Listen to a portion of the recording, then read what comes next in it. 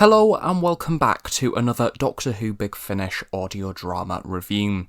In today's review we're going to be catching up with some of the latest Ninth Doctor audio drama releases in the first volume of the second series of Ninth Doctor adventures, entitled Back to Earth, featuring 3 separate stories. This release is available to order now on the Big Finish website in multiple different formats, including physical CD, vinyl record and download, and as per usual can be purchased as part of a bundle alongside the other Ninth Doctor Series 2 adventures. Now this review has been quite a while coming. I do apologise for the delay if you've been waiting for this review in particular.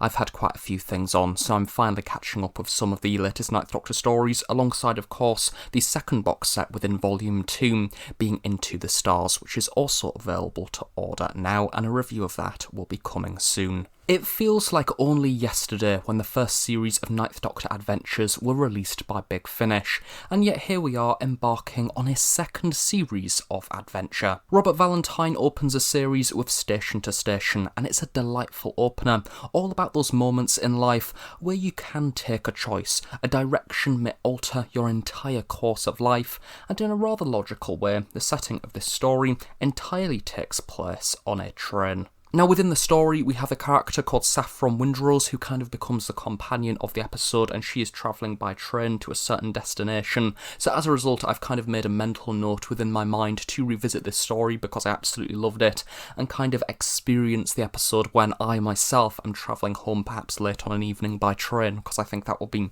really atmospheric. Her relationship with the Doctor blossoms seamlessly, 2 travellers on their own path. She makes for an excellent, excitable character with that element of realism to really spark the character to life.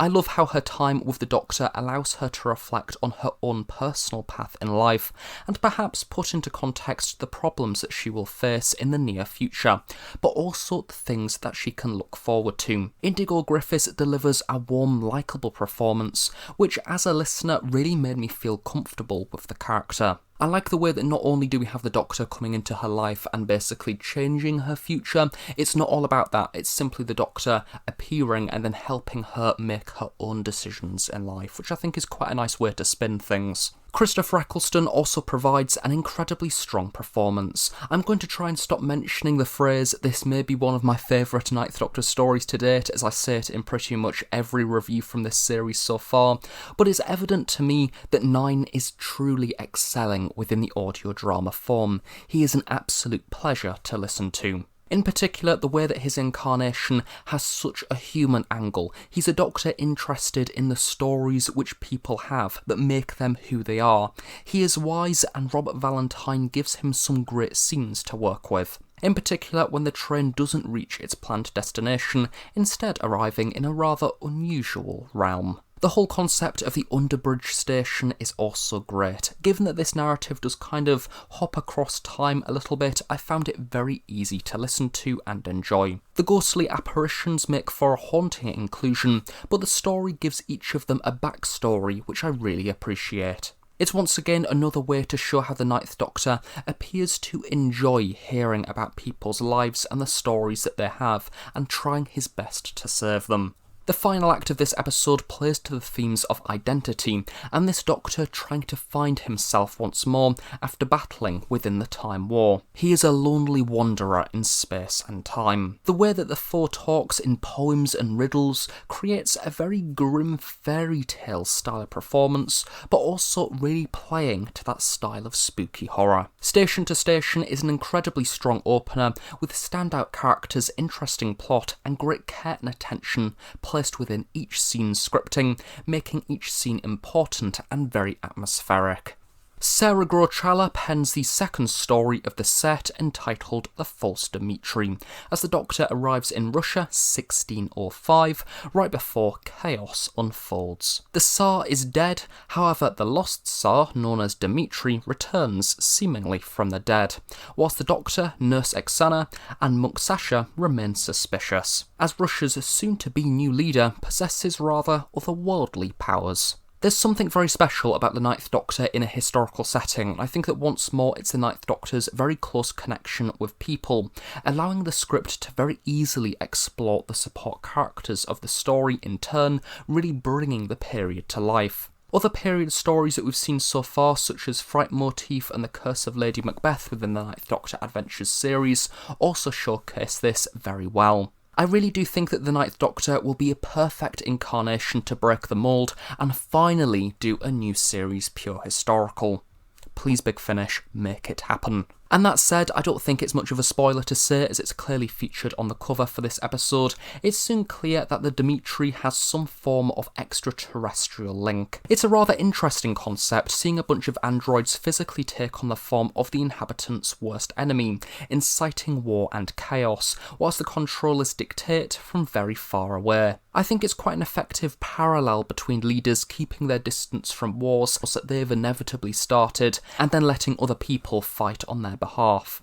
It would have been nice if the episode perhaps explored this a little bit more, maybe with a few additional scenes scattered throughout the story's runtime on the alien world, seeing them overseeing the events. Christopher Eccleston offers another great performance, and I think that it's another one of those stories where you can clearly tell he's having a great time. When placed in difficult situations, his performance truly flourishes, with emotion and hope for saving life, a time traveller still so very wounded by the Time War, but trying his best to help. By this point as a listener, I'm actually very happy simply hearing the Ninth Doctor travel the universe alone.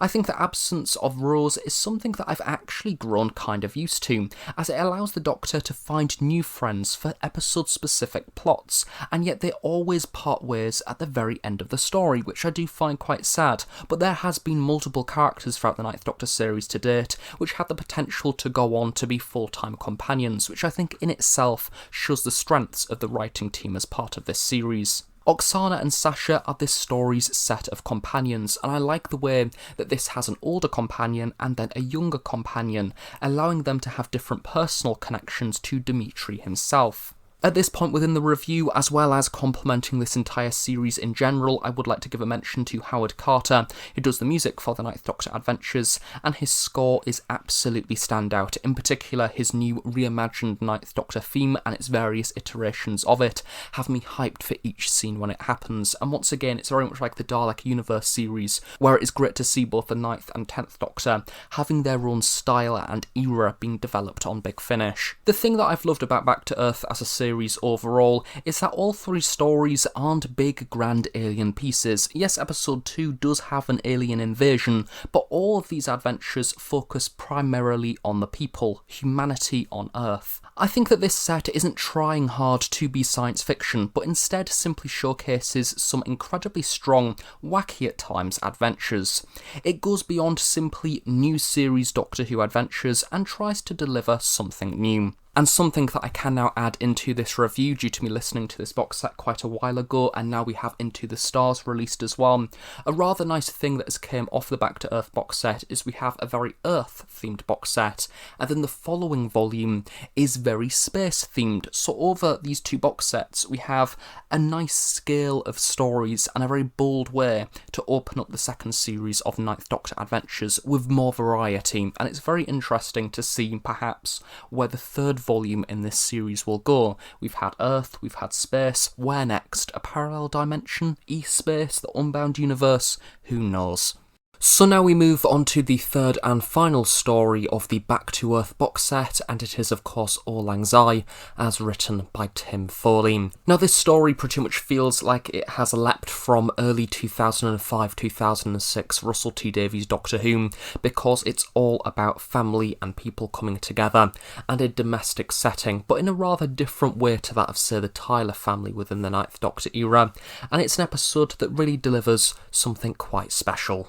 This story gave me chills at the very end, quite frankly. It's one of those moments where I thought to myself, you know what, Big Finish, you've done a really good job here. The Doctor is acting as a caretaker for the Folds house, and every year the Litherlands come to stay to see out the year. And yet Great Aunt Bet knows the house has a suspicious past. Mandy instantly becomes intrigued, less so by the odd noises and creepings of the old house, but instead the caretaker who goes by the name of the Doctor. She falls for him instantly, and because his story takes place across multiple New Year's Eves, we see time moving forward and a bond growing between her and the Doctor, which is really lovely, yet also quite emotional to see play out. I think that this episode would have quite frankly flopped if the Litherlands were performed by actors who didn't give it their all. I think that is what makes this story work so well, because each and every member of the Litherlands family really leaps off the page, they really come to life, and what's great about this episode is because it's set over so many years,